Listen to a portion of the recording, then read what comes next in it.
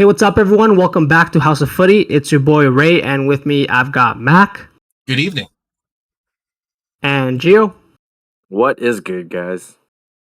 We are at an international break still, and so today we'll be going over some hot button topics that are in and around the world of footy.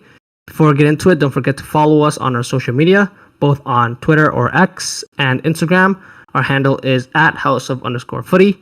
Also, don't forget to rate, review, and subscribe to us. We are on both Spotify and YouTube.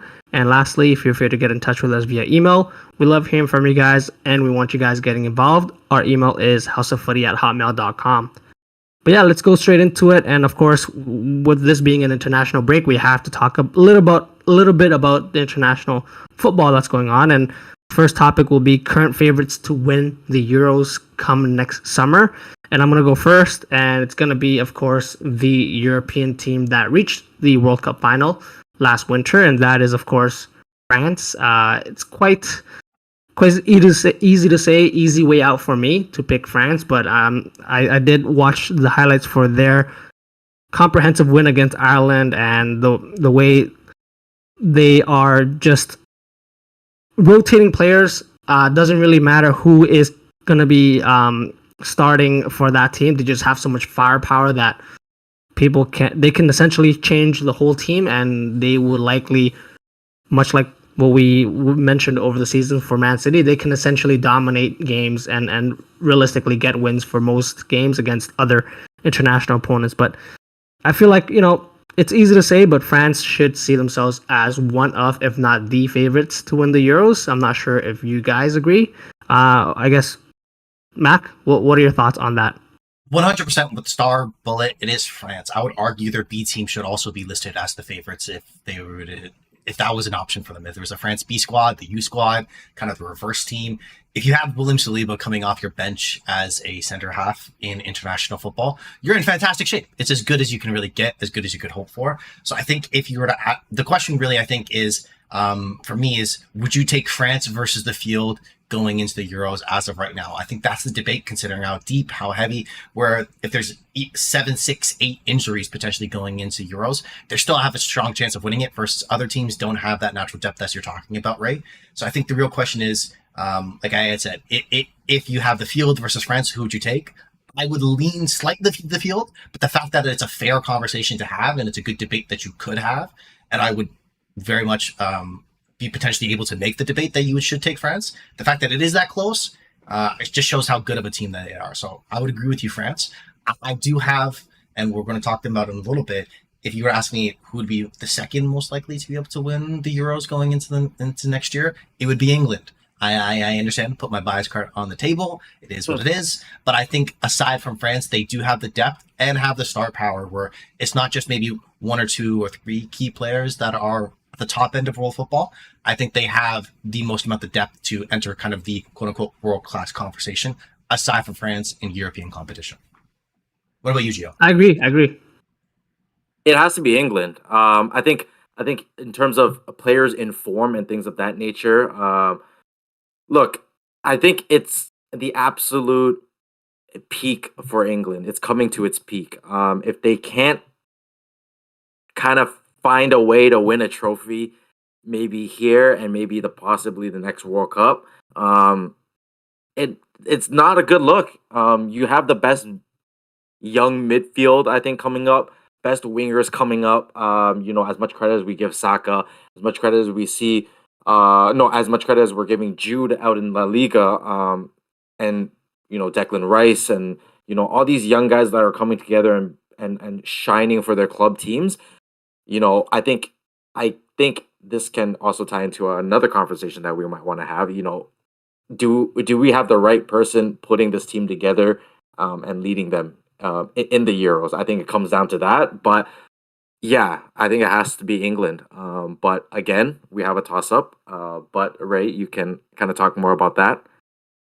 Yeah, and it's crazy. I don't know if we've had going into a Euros tournament or an international tournament, we've had some type of rivalry, I guess, going into it. Of course, those two teams facing each other in previous tournaments recently as well.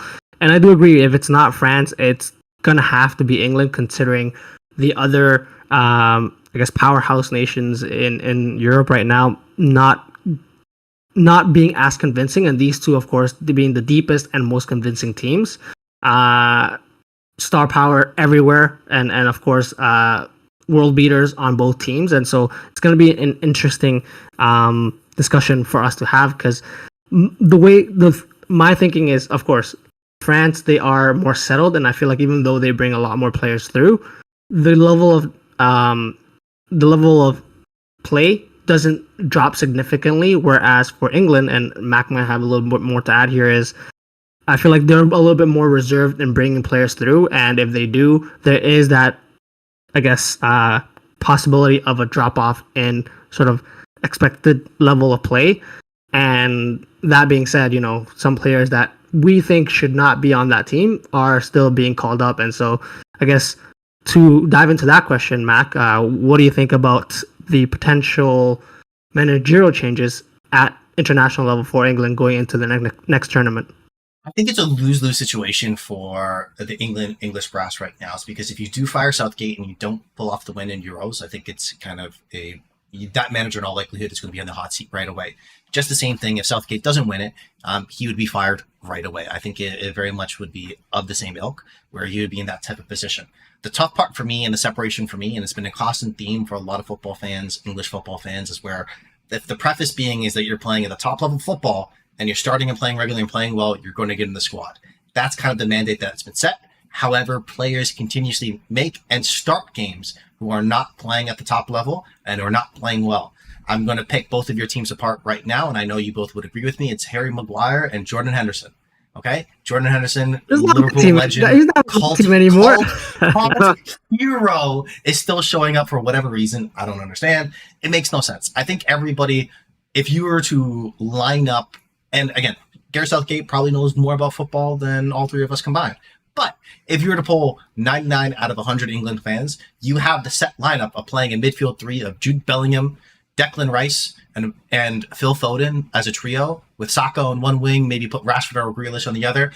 I don't understand how that conversation hasn't already happened. Maybe I understand Phil Foden and Harry Kane may kind of isolate the same type of positions, but just as Harry Kane is trying to evolve his game at Bayern Munich by playing more of a traditional number 9, not dropping so deep necessarily pick up the ball as much, maybe that can be implemented in the English style as well. So I think it's such a clear, simple path to potential success of young, exciting football that even if it doesn't go well in some of these nation leagues games that no one really cares about, doesn't go well, give the fans what they want to see if that we're going to, okay, we have a potential setup that could work well versus going to past the old guards who are not playing so well. Again, mean that they, as an example, Harry Maguire, the game that England tied against Ukraine, he was completely at fault for the goal against, in my opinion. So I think that it's a consistent theme.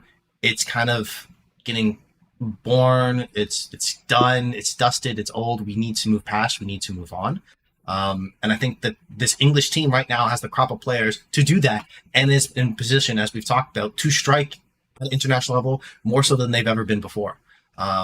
It's disappointing. So I think that there should be a change. I think they should go off Southgate, if you ask me, and bring in a manager that's of that more philosophy. And the rumors have been is that right after this tournament is that looks like Pep Guardiola is going to be moving off of Man City, and the links have been directly from Pep to coach England. I'm just saying, just do it now. Like, what are we doing now? What are we doing now? Pep have two jobs at the same time if he really wants. Come on, let's give us Southgate, look at a different option, or even interim manager that's going to kind of bring a little bit more excitement. I think there's nowhere to go but up in terms of how managerial-wise England have performed since leaving the World Cup. What do you think, Gio? What do you think about all of this?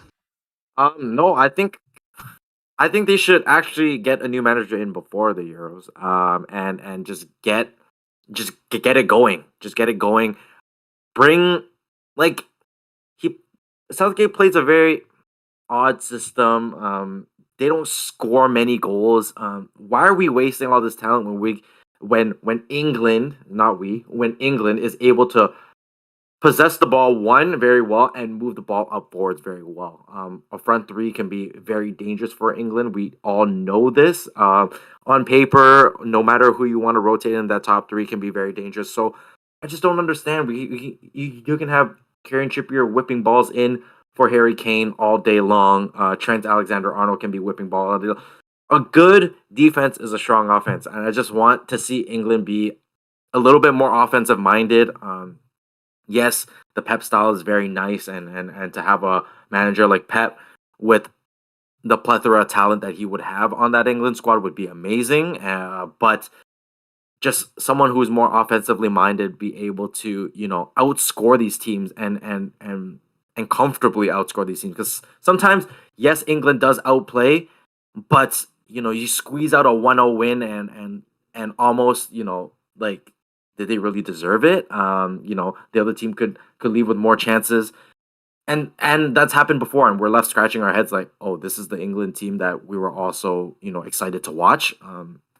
It doesn't really, Southgate's teams haven't really proven that to me that he's the manager of the future for the squad. So I think if they're gonna look, they should look early, and then have everybody ready for the Euros, or get that project going so that those who can impress will impress prior to the tournament, and the right selections are being made to put the best team together, not the best 20 odd players that England has to offer.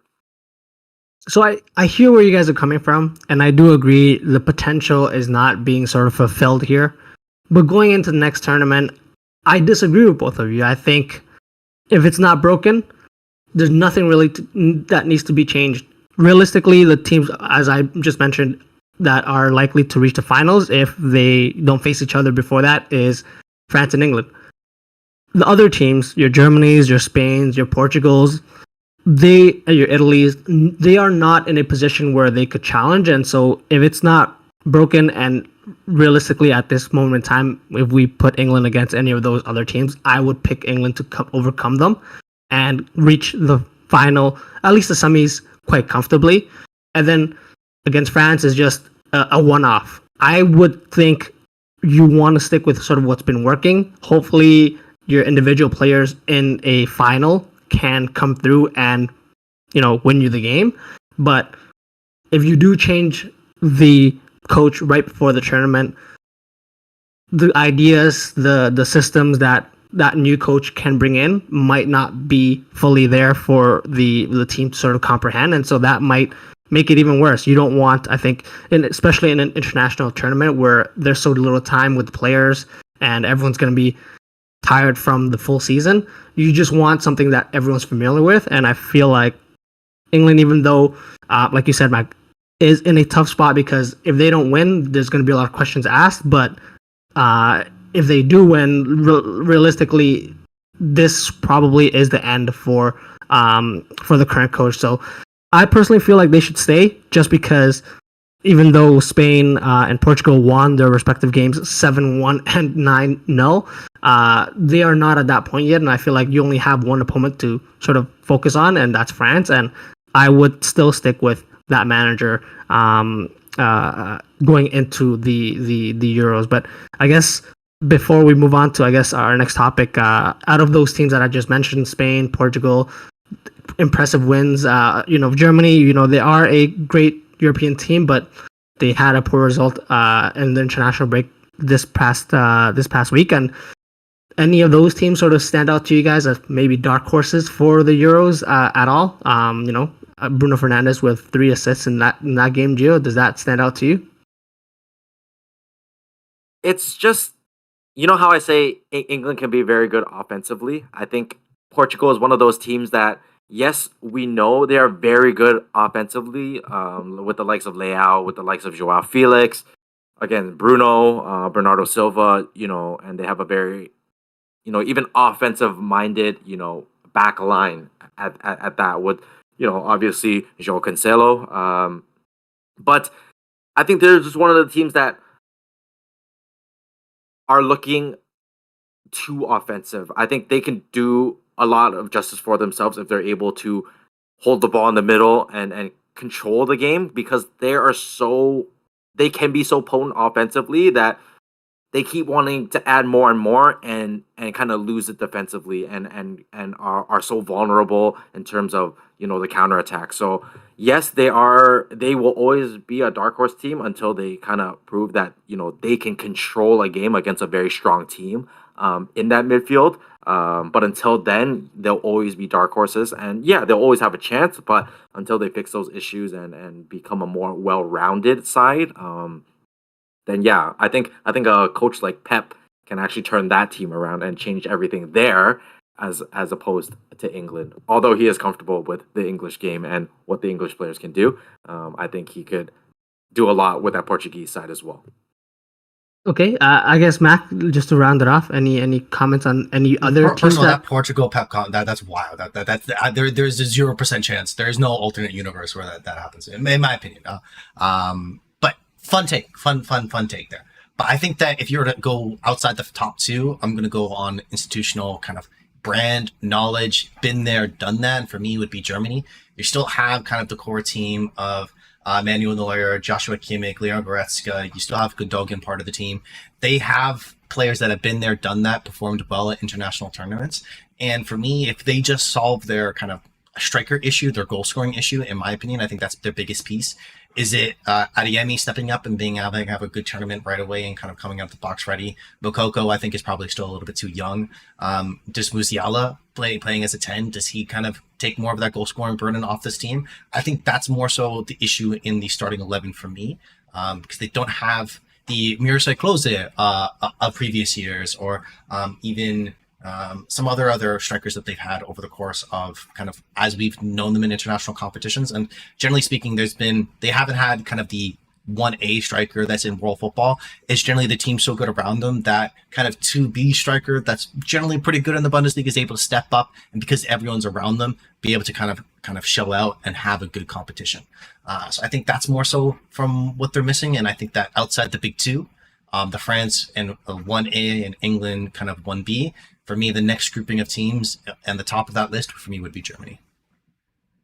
Okay. Well, still a lot to watch for the Euros. Of course, there's going to be a couple more international breaks, so a lot of things can change on that end. But now let's move on to a little bit of a different topic. And Mac, you mentioned this last time off air, and so I wanted to bring this up and see how you guys felt as a whole about some of the players that I'm about to mention, because of course not a lot of club football happening, and so there's going to be a lot of discussion, a lot of people reminiscing about old players that they used to watch, and of course there's going to be debates about your Ronaldinhos, your Zidanes, and I'm not sure Ozil really comes up in those sort of conversations in terms of their overratedness or not, but these are the types of players that a lot of football fans watched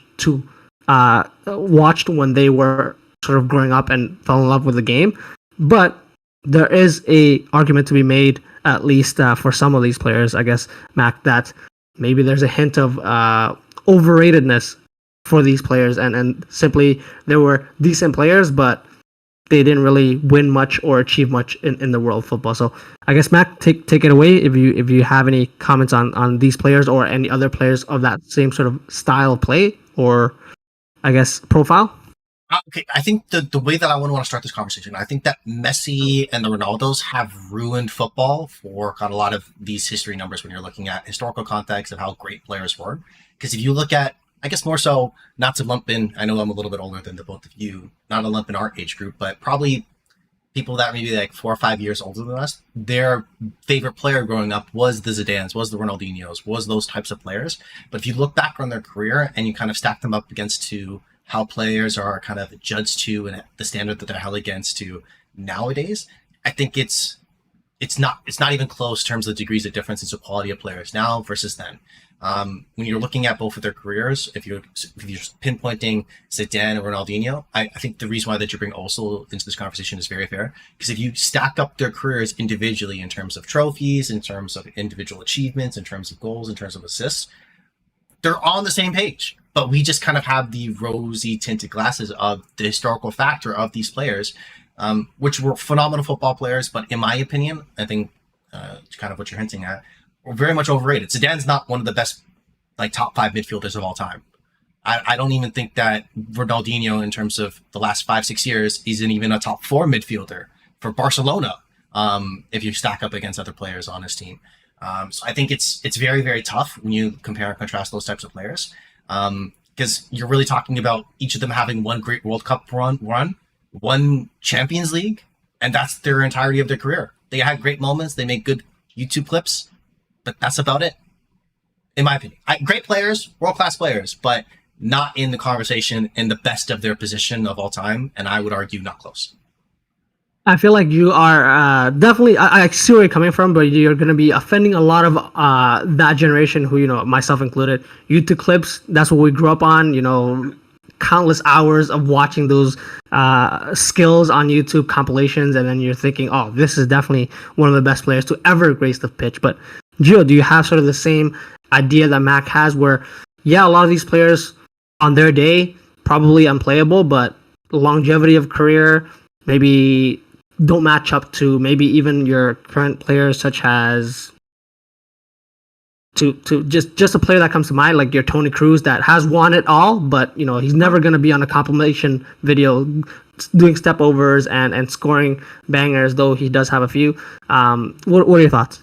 Yeah, I mean, there's a whole list of those types of players. I mean, a player, that will probably shock a lot of listeners, who has secretly done a lot for Barca, is even a midfielder like Ivan Rakitic, who has done a lot for him off the ball.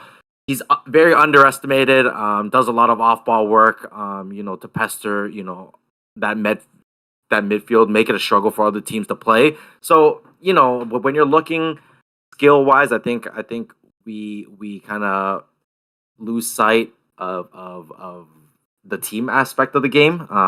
Yes, they are very individually talented. They would be a fantastic piece to the puzzle. But do they really complement other players as well as they can? No, yes, no. There are better options out there when you talk about a team and of 11 players. But standalone, when they're doing their tricks, when they're doing a ping across the field, yeah, no, they're fantastically skilled. I will say though, Ozil, when he came to the Prem, he did do a lot for Arsenal, but it just wasn't the right situation. I think he has done a lot. I just don't think it was the right situation. He never really got, he never reached his full potential. Obviously, coming off some great seasons at Real Madrid, and then over to Arsenal, and obviously the latter half of his career. A lot of personal stuff that's gone on, him stepping away from the game of football, things of that nature. Never reached his full potential, but I think, I think that to say that some of these guys, I think all three can very well just fall under that list of overrated.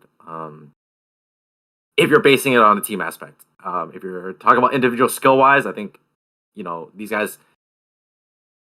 are eons beyond the average human being. But when you put them in a starting 11 in a team, there are other players you'd pick above them, and other players that people consider not as good because they work better in a team.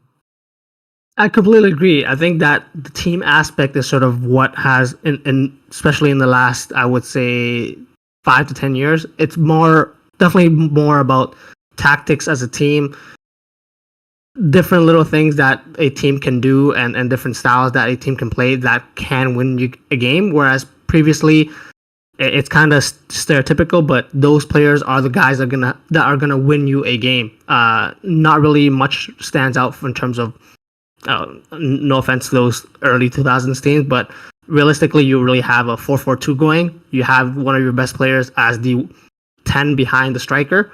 That's going to create it all. And so a constant theme about these players as well is a lot of what ifs. What if Zidane won a second World Cup, or if he stayed at a different team for a longer period? What if Ronaldinho's career was prolonged in Barcelona and he had a better, I guess, disciplinary record? What if Ozil stayed in Real Madrid or something like that? So I guess that is something to keep in mind as well, the what ifs. are a big constant theme for these players. Mac? So I love that in terms of what ifs, because it's very similar in terms of like the Steph Curry ankle situation growing up for the NBA, where his career definitely could have different if he was drafted, let's say, by the Knicks. They try to make him play the games instead of reworking how he's going to run his whole career, and ends up differing. So I think a what if, when you're kind of pinpointing some of these players, I think is very, very key. Just be able to kind of, I got to throw some numbers on it, and I do have, I think, the spot on comparison. Just if you're looking at Zidane individual career, he never scored more than 10 goals in one season for his entire career for one club season, and only had over 10 assists one time, and never in Spain. He only won one Champions League and Spanish League with the Los Galacticos, the most famous team of all time. With that lineup, they won one Champions League and won La Liga over 5 years. That's it's they just never got to the heights that the other players that they're compared to nowadays are against. And I think these are like cultural trendsetters, similar, to use the comparison against the NBA. For me, both of them are football's version of Allen Iverson. Great player, had a cultural fan base around them, were able to kind of evolve the culture, move things in, and kind of endorse the sport to a whole different community and a whole different level worldwide. I think more, or AI is definitely a more hip hop, urban, American style that was kind of brought more into basketball, but Ronaldinho brought those different types of fans that want to kind of sure. the futsal. So I think that they're those types of players, but they should be ranked just as AI is, in my opinion. That, yeah, great player, but they're not even in the top like 40 conversation. Let's be honest. Fair. That's completely fair. So, guys, if you guys have any comments on sort of our discussions, of course, feel free to get in touch with us, and we can definitely mention that in our next podcast. But for now, let's take a quick break here, boys, and then we'll be back with some more world football topics to talk about. So, stay with us, guys. Welcome back to House of Footy, guys. We are going to continue discussing some topics around the world of football in this next part in the podcast. And, of course, we're going to go on to discuss Manchester United. And I know for Man U fans, it didn't. The break came at a untimely time. The loss against Arsenal and a couple things happening within the club that are not great. But I did want to take this time to say I am an Erik ten Hag sympathizer. A lot of things have happened since he took over last year, and he's gone through, the Ronaldo saga, the De Gea saga, even stripping Maguire from the captaincy, bringing in new players, achieving a Champions League position last season. And even though they haven't had the greatest start this season, and there's a couple of personal issues with some players that we will sort of discuss a little bit more in terms of how the team looks like moving forward, I do feel bad for Ten Hag at this point, because there's a lot of criticism given to him, fairly or unfairly. I think it's a little bit unfair, just because he is still technically quite new to the role. He achieved a great season last year, and even though the season hasn't started as well, I think fans should get behind him and continue to support him through this difficult period. But Gio, what are your thoughts on what's going on with your club, Manchester United, overall? I think it is in shambles. Obviously, I would agree with you. I don't think Ten Hag is obviously the one to blame, because these seemingly are a lot of personal issues that are going around. He can only do so much for the players to want to perform and not cause any more distractions for this team, as Man U, obviously one of the biggest clubs in England, gets all that media attention constantly. You're always under the scope playing for this team. It almost comes with the territory at this point. So yeah, no, I don't think it's Ten Hag's fault. I think he needs a little bit more slack there. But yeah, no, it's going to be interesting how how he kind of utilizes his players now. Obviously injury ridden, game coming up. What does he do, and how does he? Obviously, with Anthony saying that he's not going to be with the club for the time being, as the investigation is ongoing, and he wants to cooperate with the police. Just stepping away from the club, which I think is the right thing to do. As I don't think it would be good for him mentally to be on the pitch while all of this is going on. We know what type of verbiage can be used by fans. We've heard, not to say that they will, but heard a lot of racial slurs coming, racial slur comments, being coming out of England, coming out of Spain. A lot of those things happen. So I think it was the right move for him. But obviously, we also know that Sancho came out publicly talking about how he's being used as a scapegoat. But does Ten Hag now have to mend the relationship so that he can get the best out of Sancho? Now that there is a vacant position there. There's a lot of interesting things. I think it's ever moving, it's ever fluid right now. But I think that is sort of the best option. I don't think they have too many options unless they want to go down that free agent route, which I think would be a huge slap in the face to Sancho at that point. You would rather go sign a free agent that obviously clubs aren't dying to sign, rather than finding a way to play myself. That should be kind of motivation in itself for him to want to excel. Clubs is in shambles. Didn't think it can get any worse, but obviously you wake up the next morning and it does get worse. So it's definitely a head scratcher. But I know Mac is ecstatic. Please go ahead, take it away, Mac. So I definitely feel like if you were to ask me what is the biggest missed opportunity in terms of world football right now, it is Manchester United. In terms of their financial prowess, the name recognition, you can probably make no argument that they're the biggest club in the world. If not, I would say the second biggest club in the world behind Real Madrid. There's no conversation around that. In terms of fan support, in terms of the historical value of the club, in terms of the inherent, the fan base, culture, everything that's been said around like TV rights, commercial rights, everything around the club. It is the biggest opportunity in world football, playing in the Premier League, which has the most money, and it's absolutely squandered. Since Alex Ferguson has left, the club has spent $1.52 billion billion dollars in terms of transfer fees, in terms of bringing in clubs, and that's in euros. So it's even worse in pounds, if I remember correctly. And I'm going to list out some of the biggest names that have been brought in. And I've counted out who I deem are absolute successes. I would say you would rank that transfer at least a B+. Okay? And let's see if we come up with the same number. And this is since Sir Alex Ferguson has left after winning the title, the last time Manchester United had won the Premier League title. Fellaini, Mata, Di Maria, Shaw, Herrera, Rojo, Blind, Falcao, Martial, Schweinsteiger, Darmian, Pogba, Mkhitaryan, Bailly, Ibrahimovic, Lukaku, Matic, Lindelof, Fred, Sanchez, Dalot, Maguire, Fernandes, Aaron Wan-Bissaka, Van de Beek, Sancho, Varane, Ronaldo, second time coming back, Anthony, Casemiro, Martinez, Mount, Onana, and Højlund. Those are the biggest names, either coming with large fanfare, or I would say above $30 million in terms of transfer fees. I would argue it's still short to say, and I know a lot of people are kind of already throwing Mount over the bus. Onana hasn't had a great start. Højlund's playing 3.5 minutes. I would argue between combined all those four players, of all the whole entire transfer list, when I'm talking about incomings, there's been 4 big successes. I would argue right now Martinez.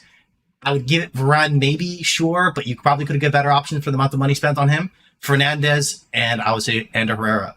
Aside from that, every player has either been a bad signing to horrible signing. So I think it's just been poor ownership, poor leadership, poor transfer policies, and kind of changing your whims on what type of manager you have, changing then your transfer policies to bring in players that don't fit. It's just been a cyclical disaster going year in, year out. As a Man U hater, been fun, great to watch, love to see it, hope it keeps coming back. But I was kind of just looking at a realist with the numbers. It's almost impossible to screw up with this much money consistently. And again, I always love my NBA comparisons. It's like the closest comparison I have is like the Sacramento Kings. They had like top 10 draft picks for like 15 years in a row. The best player they drafted was Boogie Cousins, who hated the team and wanted to leave right away.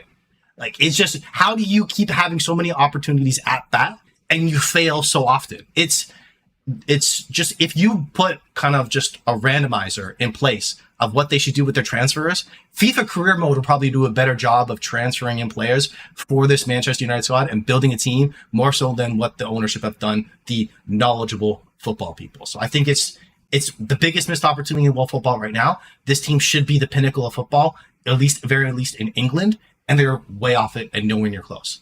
It could change. Ten Hag early days, but at least as of right now, early signs in the players that he's brought in, he's hit one's worked well. Everything else has been bad to worse. So hopefully it turns around, but there's very little evidence thus far that it could. I mean, I agree with where you're coming from. Of course, that list. I was for Gio. I was hurting when you're reading the list of players that you just mentioned, because a lot of those, of course, haven't had the best time since their move to Man U. But I do have to give it to sort of a little bit more hope for Ten Hag, because he has, I feel like, just continuously been dealt a bad hand, and he just has to put out fires that are not even necessarily on pitch. And so, given time, I feel like he and hopefully the team that's around him hopefully can move past not just what's happening on the pitch, but also mend sort of that relationship between the fans and the club. But I did want to point out a player that you did just mention, Mac. Paul Pogba has come out on the news today that he has tested positive for, I believe it's testosterone, and could face an up to 4-year ban, Gio, with his current club, Juventus. And yeah, Paul Pogba is 30 years old now. Hasn't, of course, gotten close to what he did first time at Juventus. Since rejoining them, has only featured here 12 times for all competitions for Juventus since joining them in the summer of 2022. Not a great return and not a great position to be in. What are your thoughts on this, Gio?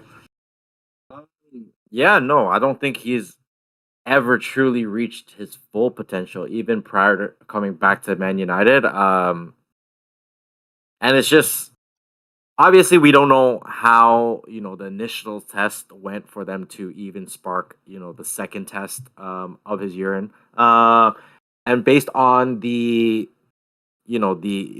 test or how the test came about, was he didn't even play against Udinese that day on August 20th. He was actually just on the bench, and he, I guess it's a random drug test, and he was one of them tested. Not even a player on the pitch, but a player on the bench was tested, which to me is a little strange. I mean, obviously it doesn't, give him, the benefit of the doubt to, to use it if he were to be using it.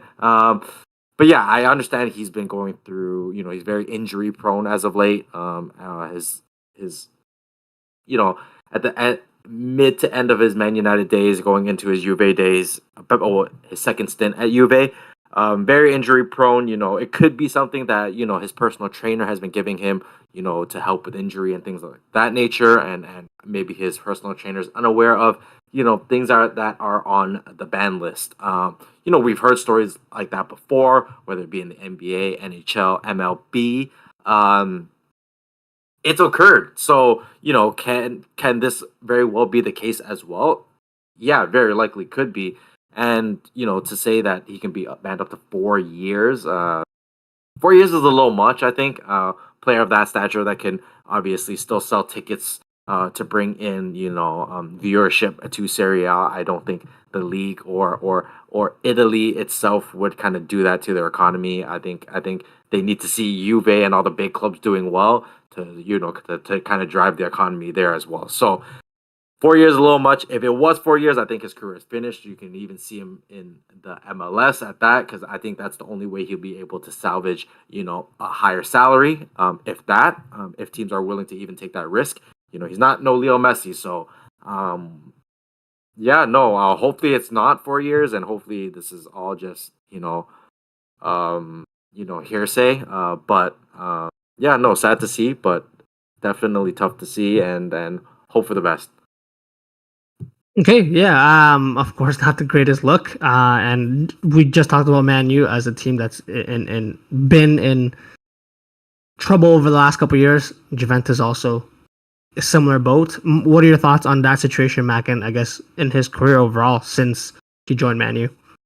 So just to start off with the Man U point, again, it's between him or Anel Di Miro, who is, for me, emblematic of the problems with Manchester United transfer policy, because I guess going in, as you both know, prior to leaving Juventus for the first time, going to Manchester United, Paul Pogba was my favorite player to watch. You look at that type of midfielder, all action, can do everything, can score goals, can create. Looks like he had a great flamboyant personality and everything that you want from a kind of a number 8 midfielder. But because of kind of poor situation, poor management, poor decision making by him, I don't think you can pinpoint the blame on any individual. I think you can really spread the blame pie around. But I guess do you guys hear that? No? You hear that knocking? No? That's the Saudi Arabian League calling Pogba good. Ready to come. We don't need no rules. We're okay. But I would not be surprised that would happen. As well as it's Juve. Come on, they're going to bribe their way out of any terms of type of kind of away from action or kind of what's the word I'm looking for? Away from under the table suspension that Pogba potentially get. They'd pay that off right away. They're so used to it. Ready, made, done. No problem. They paid refs. They can pay the league. It's fine. But how it's gone for UAV, I think, Ray, you gave him such a nice compliment earlier, saying that he actually played 12 games for Juve earlier, when he's only started 1, and he's played a total of 224 minutes, which is equivalent to less than 2.5 games since he's returned to Juve. So it's gone abysmally. It could not get worse. Well, it actually could get worse. This could definitely make it worse. But if you're talking about a player that seemed like could have everything, and very interestingly, you talked about what ifs earlier, Ray, where he's in that mindset for me, where if one or two things go differently in his career, he's looked at the same conversation in terms of talent, ability, as the Zidane's, as Ronaldinho's, as the Mesut Ozil's. He has everything to be able to do it. It just didn't all come together for him. I think this individual situation, it's tough. It's unfortunate. But the rules are the rules. You got to be able to follow them. And unless you want to be able to continue playing professional football at a level playing field with everybody else, you're going to get hurt in these situations. So if this is the case and he's found to have done it, I feel like he deserves at least a just punishment because, again, it's an uneven playing field. I understand sometimes things can be accidents. I think my favorite one was the DeAndre Ayton situation in the NBA when he's like, I didn't know. It was not my fault. They just gave me the medicine, Blame someone else. Great job. But I think that, again, it's tough because these professional athletes, sometimes they, to be honest, probably don't know what they're taking in their body because they're just giving answer from their team. So, again, in terms of the blame pie, I would, again, put more Pogba in this individual situation. But, again, it's not on him. He's just put himself in the unfortunate position of having, I guess, poor people around him, not the greatest people around him, and being in an unfortunate situation. And it's just a consistent thing where now you're looking at it is that if you're always in the problem, are you the problem, right? You can't just blame everyone else around you. So it's tough. It's unfortunate. And to be honest, it hurts my heart because, like I said, one of my favorite footballers when he was younger, for sure. Yeah, of course, Juventus is number 10, and I think they were hoping that he would be coming back and bringing them back to glory, and definitely hasn't been that since he's returned. But just wrapping up the podcast for today, another player that sort of we all, I think, have a affinity for, especially close to home, Alphonso Davies, currently playing for Bayern Munich, but with a couple of injuries over the last couple of seasons and sort of him seeing, I guess, a limited number of minutes in his current team, is there potentially another league or another team that we see him moving to or playing at that could, help his career, but also bring that exposure for Canadian football, seeing him in a different environment? I guess to toss it to you, Mac, first, what do you think about that? One, I would love to see it. I definitely think his career at Bayern's kind of stagnated. I think that's fair to say, where he's come out in multiple interviews talking about that he thought he was going to be the Arjen Robben replacement, that what he was positioned to being at Bayern when he initially had come in, where he was going to be a kind of more of an attacking, explosive threat. But he's been such a great security blanket to have at the back that he's been kind of pigeonholed as a wing back, come in and out of injuries. It's been tough for him. To be honest, obviously, selfishly, I don't mean to speak for all three of us, but I would love to see him in the Premier League. That would be fun and exciting. And the team that I think could be very interesting for him, a team that's definitely having a lot of money and have recently made a transaction with the individual team. I would love to see him in Tottenham Hotspur's front three, maybe as an option out on the wing, either on the right hand or left hand side. I know that's sacrilegious coming from, I guess, again, I'm pigeonholed as an Arsenal fan, and Gio, I know that would kind of grind your gears. But I think what Postecoglou has created, playing in a midfield alongside, like I said, a Son, Kulusevski, if he's out on the wing with the Madison in the middle, what he's able to potentially do in the counter, considering his ability to be able to kind of potentially help build up play as well. I think Alphonso Davies on either wing would be very, very fun and exciting, and bring more eyes and attention to help the poor position Canadian soccer in at the moment, and it definitely give him more of a platform, considering it'll be from an English-speaking league as well. So I think it's all positives there on Spurs. Again, I know I'm not excited about the idea, but I feel like that is the best fit, in my opinion. Okay, well, Gio, I hear your groans, and so what are your thoughts on Alphonso Davies' potentially new team, and maybe next season or in a couple seasons' time? I just hope it's not Spurs. I mean, why would he go there and waste his talents at Spurs? No, I agree that it would be a solid fit for him. But do I want to see him at Spurs? The answer is no. Yeah, no, I think Bayern have kind of almost sold him a dream. That obviously he was the Iron Robin replacement, but have kind of got comfortable with him being where he is, and don't really have the intention to play him out on the wing. They brought in other players to play the wing, which is baffling because you have someone so talented to do so. It'd be easier to go pay big money and get the best left back in the world or a defender, as opposed to dropping extra money and paying a winger more when when you have a very good one at that already on your roster. So I think it's very evident that they don't intend to play him up there. They have the only way I see it is him going to a system where they play a lot of three in the back or anything like that, where he's almost like a wing back and he's able to push up higher. I don't want to say it because I don't like where this team is going. Another team that would have the cash per se, if they make the Champions League. Chelsea definitely has the cash to spend. They have infinite cash. Newcastle, infinite cash. So yeah, no, there's a lot of options. If we're talking Prem, I still think it's very viable. But yeah, no, I just think he's wasting his days out in Bayern. I think he needs to kind of almost, unfortunately, have to force his way out because he did spend a lot of great years there, winning Bundesligas. To me, I think are much like winning League One. I think Bayern has just won it so much; it's not as competitive as we think it is.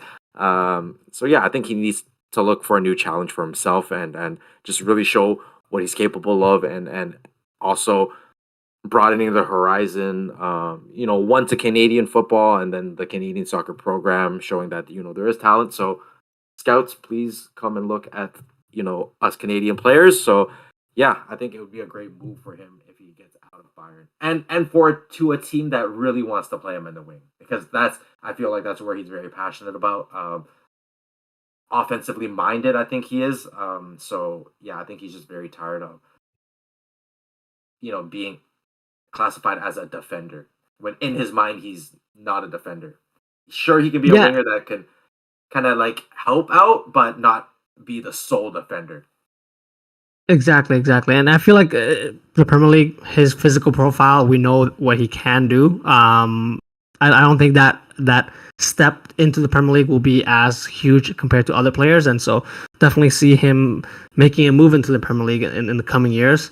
I wouldn't be opposed to him joining a different league, even the likes of La Liga, maybe for a season or two, just to maybe extend his career. I would say, he's had a couple of injuries, and the nature of La Liga is just a little bit slower, I would say, and then a little more technical. So in that sense, he could develop his game a little bit more, not just like you guys said, that energetic player on the wing. Maybe he could broaden his game a little bit there before he goes into the Premier League in his prime years. So that, I think, is another option, but I definitely do see him going to the Premier League, and all eyes, especially Canadian soccer, will be on him when he does make that move. So we'll be excited when that happens. But apart from that, this concludes our podcast for today, guys. If you like what you heard, please like and subscribe to us on our social medias. That's at House of _Footy. you have any comments, suggestions, or general banter, get in touch with us via email as well, houseoffooty@hotmail.com. The next time you hear from us will be Friday when we drop our preview of the Premier League Match Week 5 coming up. But until then, see you, Mac. Xavi Alonso is more overrated than either Zidane or Ronaldinho. Okay. We can definitely continue that conversation. Gio, see you. Alfonso Davies, please don't go to Spurs. See you guys.